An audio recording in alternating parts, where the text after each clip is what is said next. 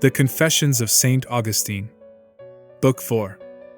For this space of 9 years, from my 19th year to my 28th, we lived seduced and seducing, deceived and deceiving, in divers lusts, openly, by sciences which they call liberal, secretly, with a false named religion, here proud, there superstitious, everywhere vain.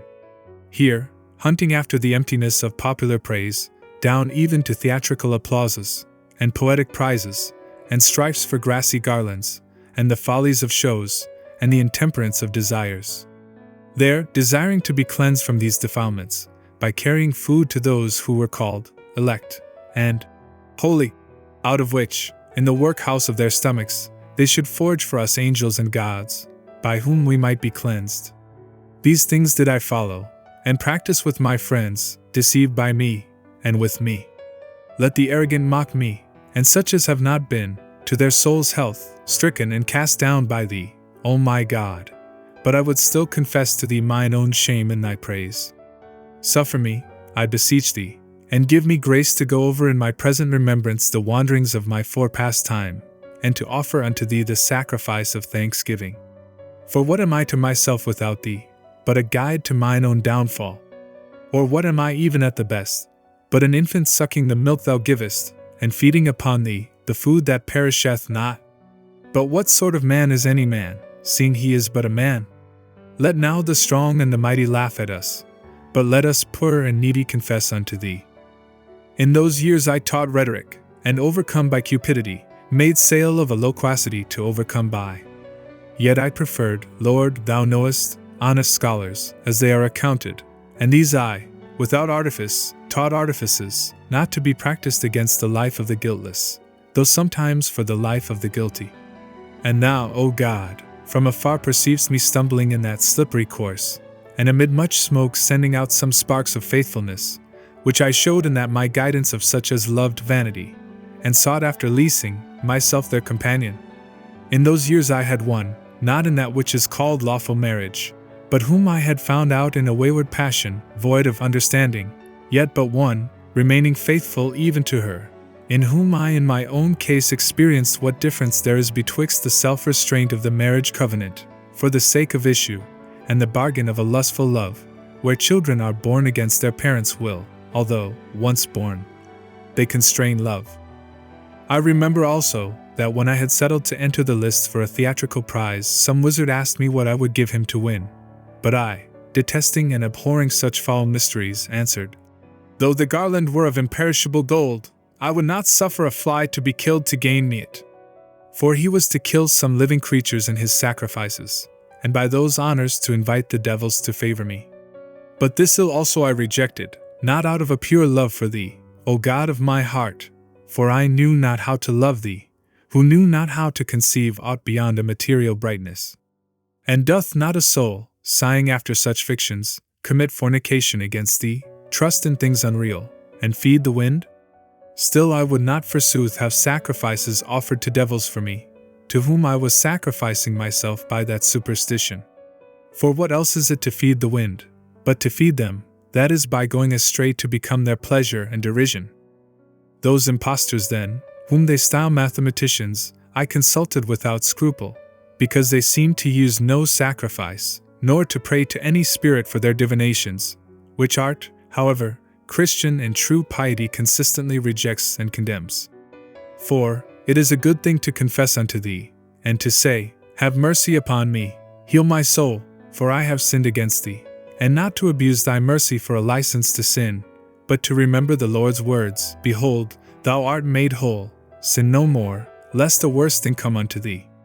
All which wholesome advice they labor to destroy, saying, the cause of thy sin is inevitably determined in heaven, and this did Venus, or Saturn, or Mars, that man, forsooth, flesh and blood, and proud corruption, might be blameless, while the Creator and Ordainer of heaven and the stars is to bear the blame.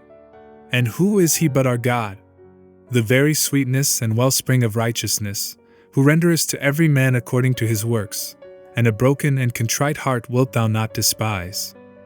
There was in those days a wise man, very skillful in physic, and renowned therein, who had with his own proconsular hand put the agonistic garland upon my distempered head, but not as a physician, for this disease thou only curest, who resistest the proud, and givest grace to the humble. But didst thou fail me even by that old man, or forbear to heal my soul? For having become more acquainted with him, and hanging assiduously and fixedly on his speech, for though in simple terms, it was vivid, lively, and earnest, when he had gathered by my discourse that I was given to the books of nativity casters, he kindly and fatherly advised me to cast them away, and not fruitlessly bestow a care and diligence, necessary for useful things, upon these vanities, saying, that he had in his earliest years studied that art, so as to make it the profession whereby he should live, and that, understanding Hippocrates, he could soon have understood such a study as this, and yet he had given it over, and taken to physic, for no other reason but that he found it utterly false, and he, a grave man, would not get his living by deluding people. But thou, saith he, hast rhetoric to maintain thyself by, so that thou followest this a free choice, not of necessity. The more then oughtest thou to give me credit herein, who labor to acquire it so perfectly as to get my living by it alone. Of whom when I had demanded, how then could many true things be foretold by it, he answered me, as he could, that the force of chance, diffused throughout the whole order of things, brought this about. For if when a man by haphazard opens the pages of some poet, who sang and thought of something wholly different, a verse oftentimes fell out, wondrously agreeable to the present business, it were not to be wondered at, if out of the soul of man, unconscious what takes place in it, by some higher instinct an answer should be given, by hap, not by art, corresponding to the business and actions of the demander. And thus much, either from or through him, thou conveyedst to me, and tracedst in my memory, what I might hereafter examine for myself. But at that time neither he, nor my dearest Nebridius, a youth singularly good and of a holy fear, who derided the whole body of divination, could persuade me to cast it aside, the authority of the authors swaying me yet more, and as yet I had found no certain proof, such as I sought, whereby it might without all doubt appear, that what had been truly foretold by those consulted was the result of haphazard, not of the art of the stargazers. In those years when I first began to teach rhetoric in my native town, I had made one my friend, but too dear to me, from a community of pursuits, of mine own age, and, as myself, in the first opening flower of youth. He had grown up of a child with me, and we had been both schoolfellows and playfellows. But he was not yet my friend as afterwards, nor even then, as true friendship is, for true it cannot be, unless in such as thou cementest together, cleaving unto thee, by that love which is shed abroad in our hearts by the Holy Ghost, which is given unto us. Yet was it but too sweet, ripened by the warmth of kindred studies, for, from the true faith, which he as a youth had not soundly and thoroughly imbibed, I had warped him also to those superstitious and pernicious fables, for which my mother bewailed me. With me he now erred in mind, nor could my soul be without him. But behold, thou wert close on the steps of thy fugitives, at once God of vengeance, and fountain of mercies, turning us to thyself by wonderful means. Thou tookest that man out of this life, when he had scarce filled up one whole year of my friendship, sweet to me above all sweetness of that my life. Who can recount all thy praises, which he hath felt in his one self? What didst thou then, my God, and how unsearchable is the abyss of thy judgments? For long, sore sick of a fever, he lay senseless in a death sweat, and his recovery being despaired of, he was baptized, unknowing, myself meanwhile little regarding, and presuming that his soul would retain rather what it had received of me, not what was wrought on his unconscious body. But it proved far otherwise, for he was refreshed and restored forthwith, as soon as I could speak with him, and I could, so soon as he was able, for I never left him, and we hung but too much upon each other. I essayed to jest with him, as though he would jest with me at that baptism which he had received, when utterly absent in mind and feeling, but had now understood that he had received. But he so shrunk from me, as from an enemy, and with a wonderful and sudden freedom bade me, as I would continue his friend, forbear such language to him. I, all astonished and amazed, suppressed all my emotions till he should grow well, and his health were strong enough for me to deal with him as I would. But he was taken away from my frenzy, that with thee he might be preserved for my comfort. A few days after in my absence, he was attacked again by the fever, and so departed.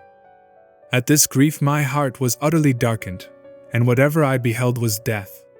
My native country was a torment to me, and my father's house a strange unhappiness, and whatever I had shared with him, wanting him, became a distracting torture. Mine eyes sought him everywhere, but he was not granted them, and I hated all places, for that they had not him, nor could they now tell me, "He is coming," as when he was alive and absent. I became a great riddle to myself, and I asked my soul why she was so sad, and why she disquieted me sorely, but she knew not what to answer me. And if I said, "Trust in God," she very rightly obeyed me not, because that most dear friend, whom she had lost, was, being man, both truer and better than that phantasm she was bid to trust in. Only tears were sweet to me, for they succeeded my friend, in the dearest of my affections. And now, Lord, these things are passed by, and time hath assuaged my wound. May I learn from Thee, who art truth, and approach the ear of my heart unto Thy mouth, that Thou mayest tell me why weeping is sweet to the miserable. Hast Thou, although present everywhere, cast away our misery far from Thee? And Thou abidest in Thyself, but we are tossed about in divers trials. And yet unless we mourned in Thine ears, we should have no hope left. Whence then is sweet fruit gathered from the bitterness of life, from groaning, tears, sighs, and complaints? Doth this sweeten it, that we hope Thou hearest? This is true of prayer, for therein is a longing to approach unto Thee. But is it also in grief for a thing lost, and the sorrow wherewith I was then overwhelmed? For I neither hoped He should return to life, nor did I desire this with my tears, but I wept only and grieved. For I was miserable, and had lost my joy. Or is weeping indeed a bitter thing, and for very loathing of the things which we before enjoyed, does it then, when we shrink from them, please us? But what speak I of these things? For now is no time to question, but to confess unto Thee. Wretched I was, and wretched is every soul bound by the friendship of perishable things. He is torn asunder when he loses them, and then he feels the wretchedness which he had ere yet he lost them. So was it then with me. I wept most bitterly, and found my repose in bitterness. Thus was I wretched, and that wretched life I held dearer than my friend. For though I would willingly have changed it, yet was I more unwilling to part with it than with him. Yea, I know not whether I would have parted with it even for him, as is related, if not feigned, of Pylades and Orestes, that they would gladly have died for each other or together, not to live together being to them worse than death. But in me there had arisen some unexplained feeling, too contrary to this, for at once I loathed exceedingly to live and feared to die. I suppose, the more I loved him, the more did I hate, and fear, as a most cruel enemy, death, which had bereaved me of him, and I imagined it would speedily make an end of all men, since it had power over him. Thus was it with me, I remember. Behold my heart, O my God, behold and see into me, for well I remember it, O my hope, who cleansest me from the impurity of such affections, directing mine eyes towards Thee, and plucking my feet out of the snare. For I wondered that others, subject to death, did live, since he whom I loved, as if he should never die, was dead. And I wondered yet more that myself, who was to him a second self, could live, he being dead. Well said one of his friend, Thou half of my soul. For I felt that my soul and his soul were one soul in two bodies, and therefore was my life a horror to me, because I would not live halved. And therefore perchance I feared to die, lest he whom I had much loved should die wholly. O madness, which knowest not how to love men, like men! O foolish man that I then was, enduring impatiently the lot of man! I fretted then, sighed, wept, was distracted, had neither rest nor counsel. For I bore about a shattered and bleeding soul, impatient of being borne by me, yet where to repose it, I found not. Not in calm groves, not in games and music, nor in fragrant spots, nor in curious banquetings, nor in the pleasures of the bed and the couch, nor, finally, in books or poesy, found it repose. All things looked ghastly, yea, the very light, whatsoever was not what he was revolting and hateful, except groaning and tears. For in those alone found I a little refreshment. But when my soul was withdrawn from them, a huge load of misery weighed me down. To thee, O Lord, it ought to have been raised, for thee to lighten. I knew it, but neither could nor would, the more, since, when I thought of thee, thou wert not to me any solid or substantial thing. For thou wert not thyself, but a mere phantom, and my error was my God. If I offered to discharge my load thereon, that it might rest, it glided through the void, and came rushing down again on me, and I had remained to myself a hapless spot, where I could neither be, nor be from thence. For whither should my heart flee from my heart? Whither should I flee from myself? Whither not follow myself? And yet I fled out of my country, for so should mine eyes less look for him, where they were not wont to see him. And thus from Thagast I came to Carthage. Times lose no time, nor do they roll idly by. Through our senses they work strange operations on the mind. Behold, they went and came day by day, and by coming and going, introduced into my mind other imaginations and other remembrances, and little by little patched me up again with my old kind of delights, unto which that my sorrow gave way. And yet there succeeded, not indeed other griefs, yet the causes of other griefs. For whence had that former grief so easily reached my very inmost soul, but that I had poured out my soul upon the dust, in loving one that must die, as if he would never die. For what restored and refreshed me chiefly was the solaces of other friends, with whom I did love, what instead of thee I loved, and this was a great fable, and protracted lie, by whose adulterous stimulus, our soul, which lay itching in our ears, was being defiled. But that fable would not die to me, so oft as any of my friends died. There were other things which in them did more take my mind, to talk and jest together, to do kind offices by turns, to read together honeyed books, to play the fool or be earnest together, to dissent at times without discontent, as a man might with his own self, and even with the seldomness of these dissentings, to season our more frequent consentings, sometimes to teach, and sometimes learn, long for the absent with impatience, and welcome the coming with joy. These and the like expressions, proceeding out of the hearts of those that loved and were loved again, by the countenance, the tongue, the eyes, and 1,000 pleasing gestures, were so much fuel to melt our souls together, and out of many make but one. This is it that is loved in friends, and so loved that a man's conscience condemns itself, if he love not him that loves him again, or love not again him that loves him, looking for nothing from his person but indications of his love.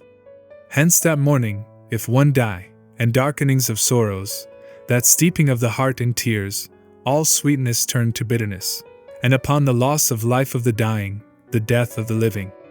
Blessed whoso loveth thee, and his friend in thee, and his enemy for thee. For he alone loses none dear to him, to whom all are dear in him who cannot be lost. And who is this but our God, the God that made heaven and earth, and filleth them, because by filling them he created them? Thee none losseth, but who leaveth? And who leaveth thee, whither goeth or whither fleeth he, but from thee well pleased, to thee displeased? For where doth he not find thy law in his own punishment? And thy law is truth, and truth thou. Turn us, O God of hosts, show us thy countenance, and we shall be whole. For whithersoever the soul of man turns itself, unless toward thee, it is riveted upon sorrows, yea though it is riveted on things beautiful. And yet they, out of thee, and out of the soul, were not, unless they were from thee. They rise and set, and by rising they begin as it were to be, they grow, that they may be perfected, and perfected, they wax old and wither, and all grow not old, but all wither. So then when they rise and tend to be, the more quickly they grow that they may be, so much the more they haste not to be. This is the law of them. Thus much hast thou allotted them, because they are portions of things, which exist not all at once, but by passing away and succeeding, they together complete that universe, whereof they are portions.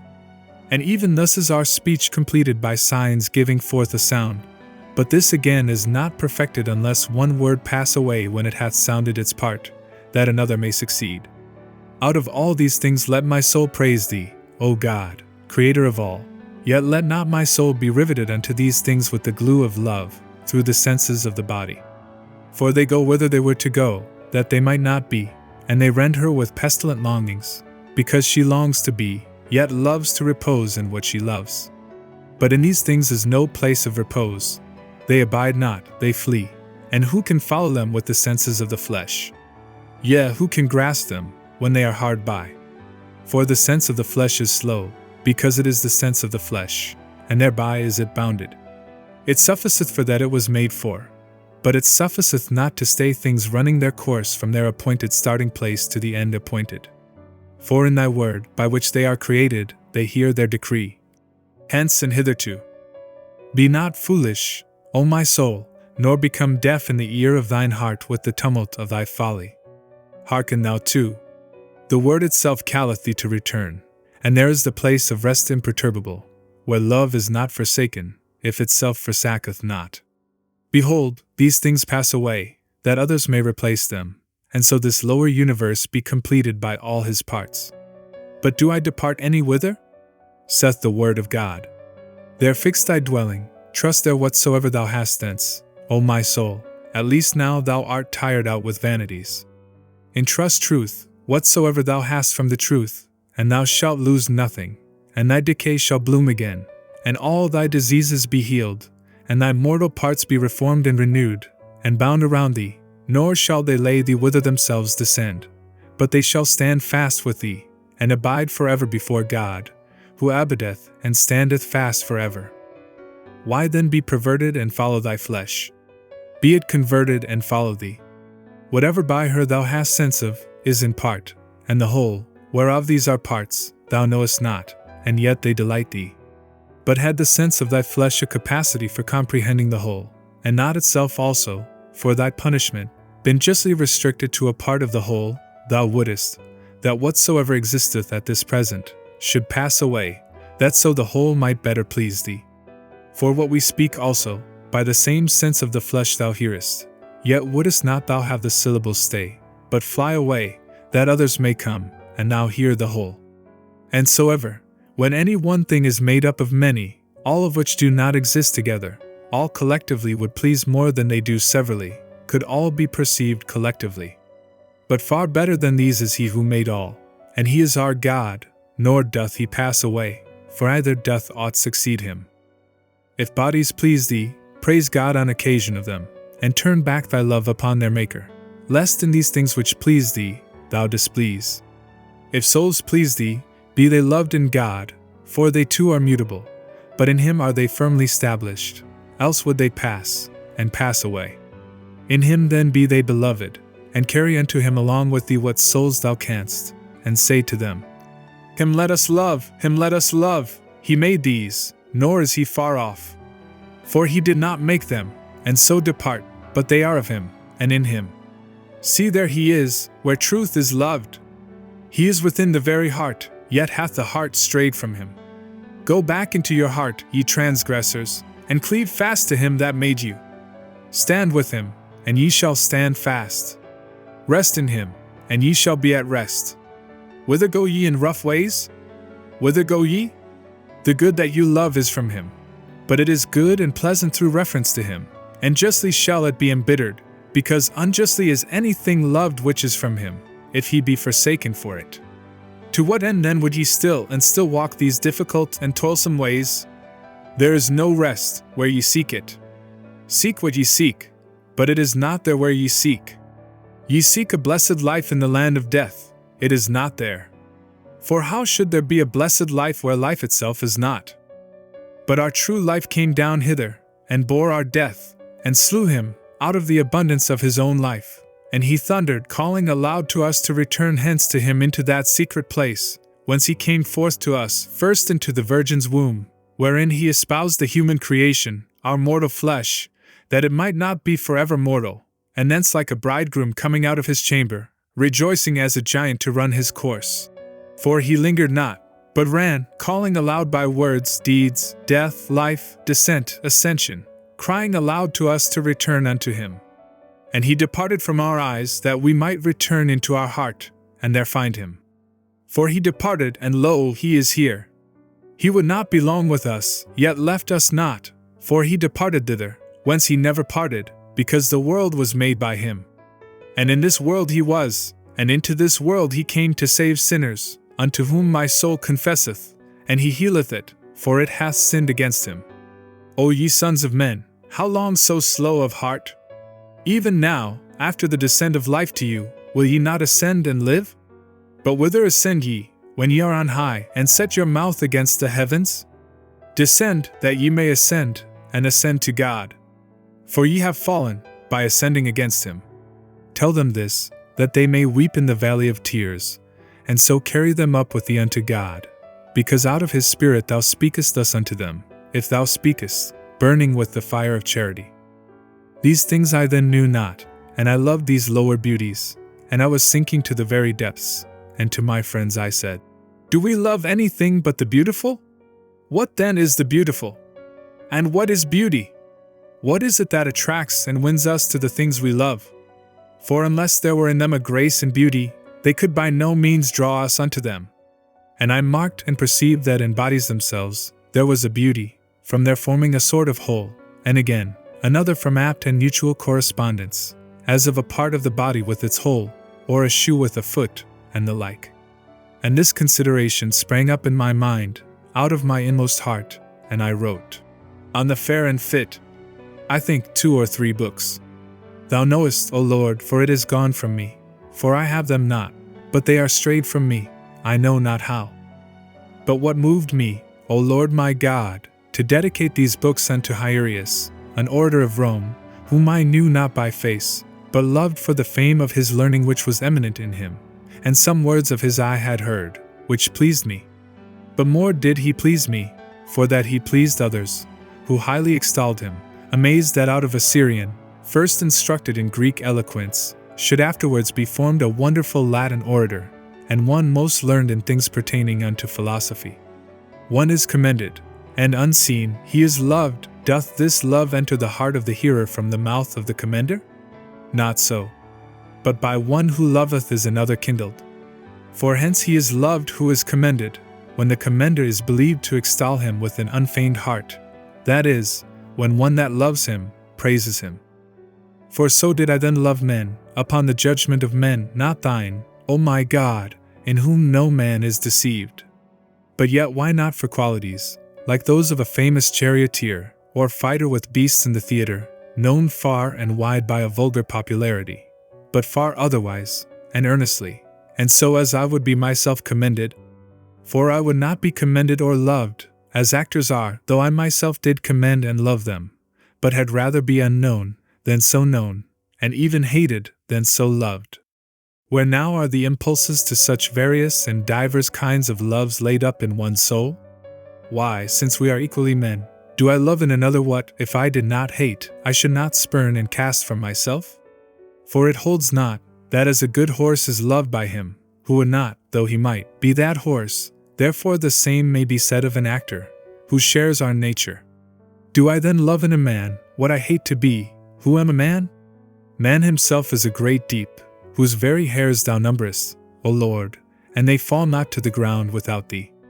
And yet are the hairs of his head easier to be numbered than his feelings, and the beatings of his heart. But that orator was of that sort whom I loved, as wishing to be myself such, and I erred through a swelling pride, and was tossed about with every wind, but yet was steered by thee, though very secretly. And whence do I know, and whence do I confidently confess unto thee, that I had loved him more for the love of his commenders, than for the very things for which he was commended? Because had he been unpraised, and these selfsame men had dispraised him, and with dispraise and contempt told the very same things of him, I had never been so kindled and excited to love him. And yet the things had not been other, nor he himself other, but only the feelings of the relators. See where the impotent soul lies alone, that is not yet stayed up by the solidity of truth. Just as the gales of tongues blow from the breast of the opinionative, so is it carried this way and that, driven forward and backward, and the light is overclouded to it, and the truth unseen. And lo, it is before us. And it was to me a great matter that my discourse and labors should be known to that man, which should he approve, I were the more kindled. But if he disapproved, my empty heart, void of thy solidity, had been wounded. And yet the fair and fit, whereon I wrote to him, I dwelt on with pleasure, and surveyed it, and admired it, though none joined therein. But I saw not yet, whereon this weighty matter turned in thy wisdom, O thou omnipotent, who only doest wonders, and my mind ranged through corporeal forms, and fair, I defined and distinguished what is so in itself, and fit, whose beauty is in correspondence to some other thing, and this I supported by corporeal examples. And I turned to the nature of the mind, but the false notion which I had of spiritual things let me not see the truth. Yet the force of truth did of itself flash into mine eyes, and I turned away my panting soul from incorporeal substance to lineaments, and colors, and bulky magnitudes. And not being able to see these in the mind, I thought I could not see my mind. And whereas in virtue I loved peace, and in viciousness I abhorred discord, in the first I observed a unity, but in the other, a sort of division. And in that unity I conceived the rational soul, and the nature of truth and of the chief good to consist. But in this division I miserably imagined there to be some unknown substance of irrational life, and the nature of the chief evil, which should not only be a substance, but real life also, and yet not derived from the, O my God, of whom are all things.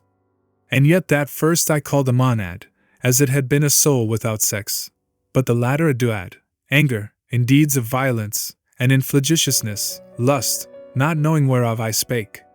For I had not known or learned that neither was evil a substance, nor our soul that chief and unchangeable good. For as deeds of violence arise, if that emotion of the soul be corrupted, whence vehement action springs, stirring itself insolently and unruly, and lust, when that affection of the soul is ungoverned, whereby carnal pleasures are drunk in, so do errors and false opinions defile the conversation, if the reasonable soul itself be corrupted, as it was then in me, who knew not that it must be enlightened by another light, that it may be partaker of truth, seeing itself is not that nature of truth. For thou shalt light my candle, O Lord my God, thou shalt enlighten my darkness, and of thy fullness have we all received, for thou art the true light that lighteth every man that cometh into the world. For in thee there is no variableness, either shadow of change. But I pressed towards thee, and was thrust from thee, that I might taste of death, for thou resistest the proud. But what prouder than for me with a strange madness to maintain myself to be that by nature which thou art? For whereas I was subject to change, so much being manifest to me, my very desire to become wise being the wish of worse to become better, yet chose I rather to imagine thee subject to change, and myself not to be that which thou art. Therefore I was repelled by thee, and thou resistedst my vain stiff-neckedness, and I imagined corporeal forms, and myself flesh, I accused flesh, and a wind that passeth away, I returned not to thee, but I passed on and on to things which have no being, either in thee, nor in me, nor in the body. Neither were they created for me by thy truth, but by my vanity devised out of things corporeal. And I was wont to ask thy faithful little ones, my fellow citizens, from whom, unknown to myself, I stood exiled, I was wont, prating and foolishly, to ask them, Why then doth the soul err which God created? But I would not be asked, Why then doth God err? And I maintained that thy unchangeable substance did err upon constraint, rather than confess that my changeable substance had gone astray voluntarily, and now, in punishment, lay in error. I was then some 6 or 27 years old when I wrote those volumes, revolving within me corporeal fictions, buzzing in the ears of my heart, which I turned, O sweet truth, to thy inward melody, meditating on the fair and fit, and longing to stand and hearken to thee, and to rejoice greatly at the bridegroom's voice, but could not, for by the voices of mine own errors, I was hurried abroad, and through the weight of my own pride, I was sinking into the lowest pit. For thou didst not make me to hear joy and gladness, nor did the bones exult which were not yet humbled. And what did it profit me, that scarce 20 years old, a book of Aristotle, which they call the 10 Predicaments, falling into my hands, on whose very name I hung, as on something great and divine, so often as my rhetoric master of Carthage, and others, accounted learned, mouthed it with cheeks bursting with pride, I read and understood it unaided. And on my conferring with others, who said that they scarcely understood it with very able tutors, not only orally explaining it, but drawing many things in sand, they could tell me no more of it than I had learned, reading it by myself.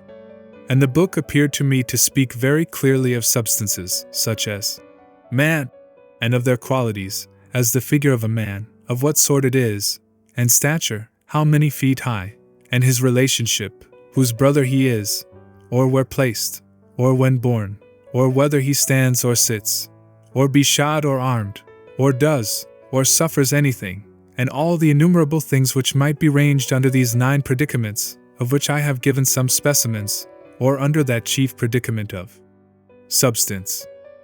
What did all this further me, seeing it even hindered me?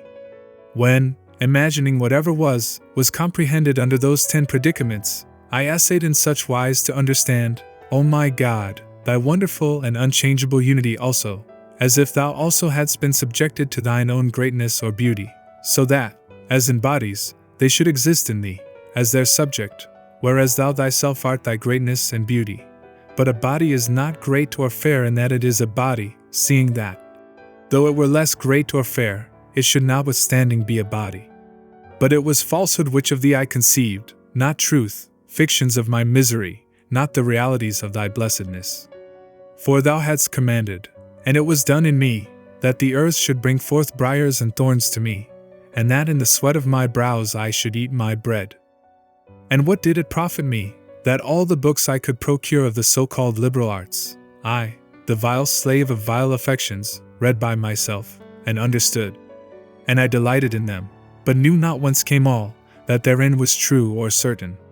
For I had my back to the light, and my face to the things enlightened, whence my face, with which I discerned the things enlightened, itself was not enlightened. Whatever was written, either on rhetoric, or logic, geometry, music, and arithmetic, by myself without much difficulty or any instructor, I understood, thou knowest, O Lord my God, because both quickness of understanding, and acuteness in discerning, is thy gift, yet did I not then sacrifice to thee. So then it served not to my use, but rather to my perdition, since I went about to get so good a portion of my substance into my own keeping. And I kept not my strength for thee, but wandered from thee into a far country, to spend it upon harlotries.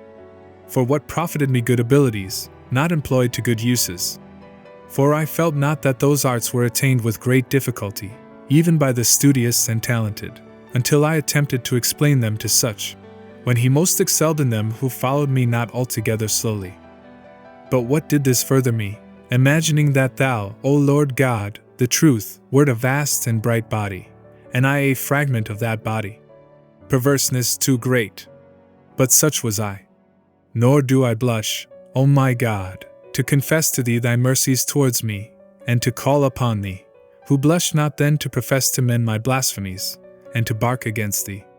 What profited me then my nimble wit in those sciences and all those most knotty volumes, unravelled by me, without aid from human instruction, seeing I erred so foully, and with such sacrilegious shamefulness, in the doctrine of piety? Or what hindrance was a far slower wit to thy little ones, since they departed not far from thee, that in the nest of thy church they might securely be fledged, and nourish the wings of charity, by the food of a sound faith? O Lord our God, under the shadow of thy wings let us hope, protect us, and carry us. Thou wilt carry us both when little, and even to hoar hairs wilt thou carry us. For our firmness, when it is thou, then is it firmness, but when our own, it is infirmity. Our good ever lives with thee, from which when we turn away, we are turned aside. Let us now, O Lord, return, that we may not be overturned, because with thee are good lives without any decay, which good art thou, nor need we fear, lest there be no place whither to return, because we fell from it, for through our absence, our mansion fell not, thy eternity.